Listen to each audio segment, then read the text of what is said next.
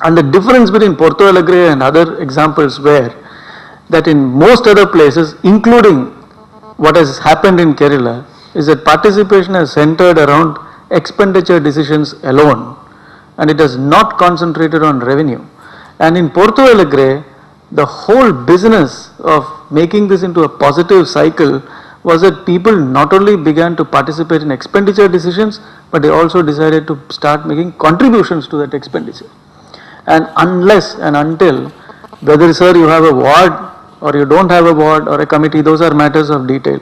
But unless and until that entity down there is forced to work within a budget constraint and forced to see the connection between its incomes and its expenditures, there can be balancing.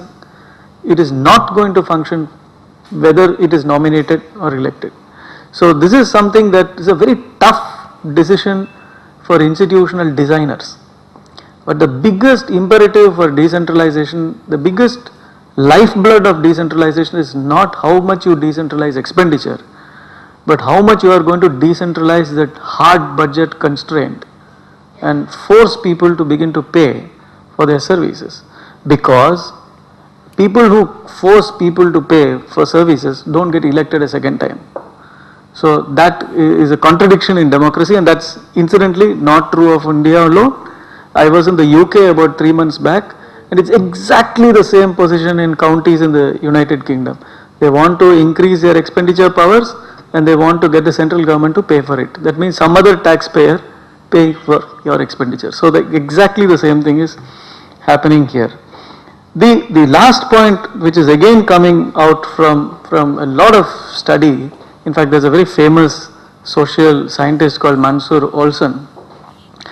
He said that the larger the group of participation, the more the possibility that a few influential people will actually be taking the decisions.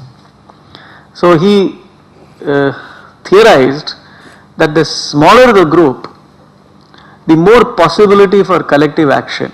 He said by design, the smaller the group, the more is the possibility, which goes quite contrary to the feeling of many people in India. They say the smaller the group, the more the elite capture.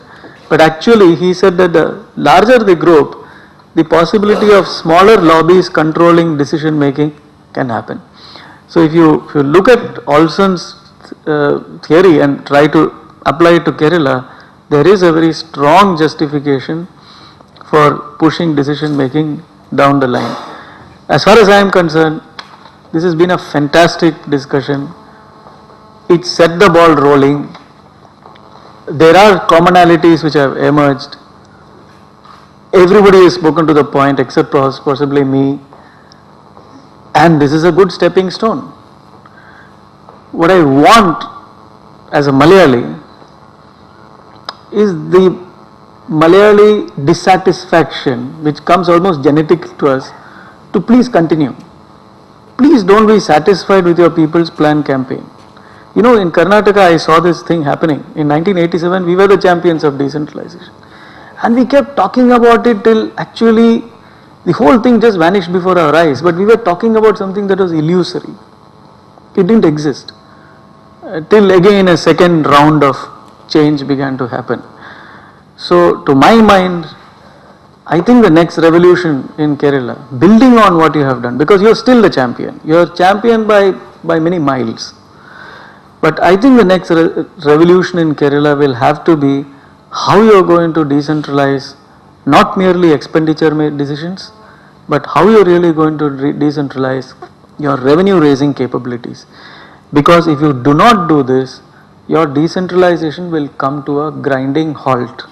Because again, from worldwide experience, states that experience fiscal stress, and Kerala is experiencing fiscal stress, eventually begin to centralize. Slowly conditionalities will be put. There will be a creep and slowly it will come back to the center. And this is not something that is political, it just happens. Financial decision making gets centralized when you have budget constraints. So I think the next revolution for Kerala will be really to look at expenditure, look at revenue decentralization. And once you change that paradigm, then your entire decentralization might take on a new turn. And again, you will be the boss. You will be Sachin Tendulkar of decentralization. Thank you.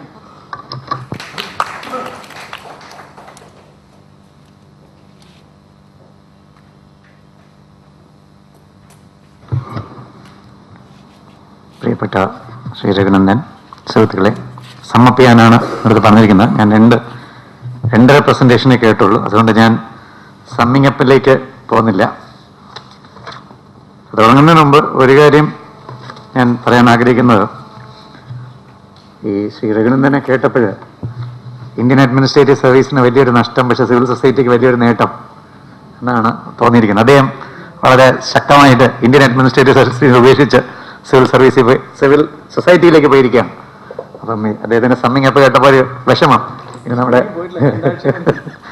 ഒരു വിഷമം, ഇനി നമ്മുടെ പഞ്ചായത്ത് രാജിൽ ഇത് കേൾക്കത്തില്ല എന്നുള്ളത്.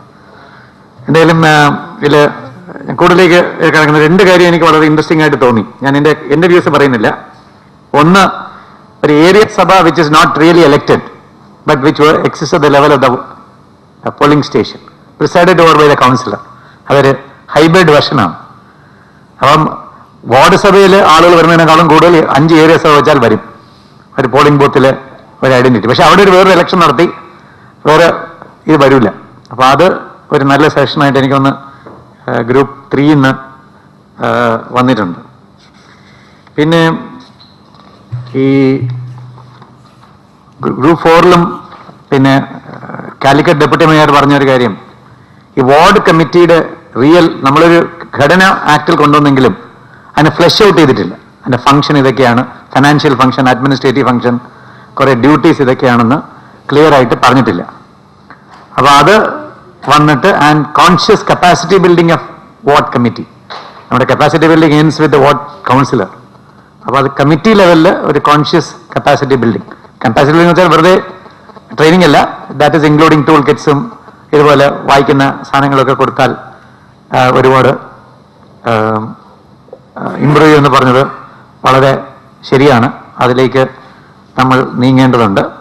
എന്തായാലും ഈ suggestions ഇന്ന് Raman sir പറഞ്ഞ ഇതുപോലത്തെ കാര്യത്തിൽ പെട്ടെന്ന് ഒരു ഡിസിഷൻ എടുക്കേണ്ടതുണ്ട്.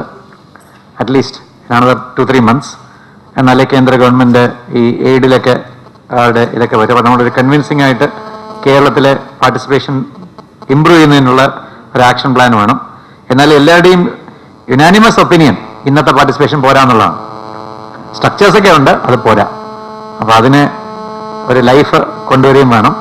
പിന്നെ ഈ വാർഡ് കമ്മിറ്റി ശക്തിപ്പെടുത്തണം.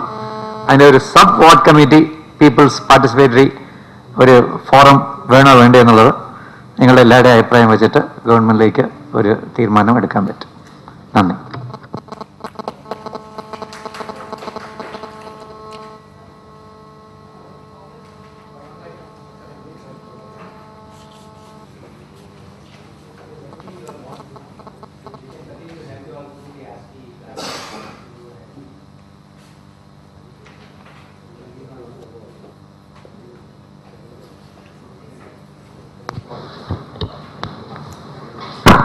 ബഹുമാന്യരെ, ഇന്ന് രാവിലെ മുതൽ നടന്ന community participation in urban local governments എന്ന വിഷയത്തിൽ നടന്ന ശില്പശാലയെ ഉദ്ഘാടന ചടങ്ങിലും അതിനുശേഷം നടന്ന വർക്ക്ഷോപ്പിലും ഗ്രൂപ്പ് ഡിസ്കഷനും എല്ലാം പങ്കെടുത്ത എല്ലാവർക്കും, NGOമാരുടെ ഭാഗത്തുനിന്നുണ്ട് എല്ലാ ഔദ്യോഗിക എല്ലാവർക്കും, KSDPക്ക് വേണ്ടിയും ജനഗ്രഹയ്ക്ക് വേണ്ടിയും മാസ്കിക്ക് വേണ്ടിയും NSTDക്ക് വേണ്ടിയും നന്ദി പ്രകാശിപ്പിക്കുന്നു. നമസ്കാരം.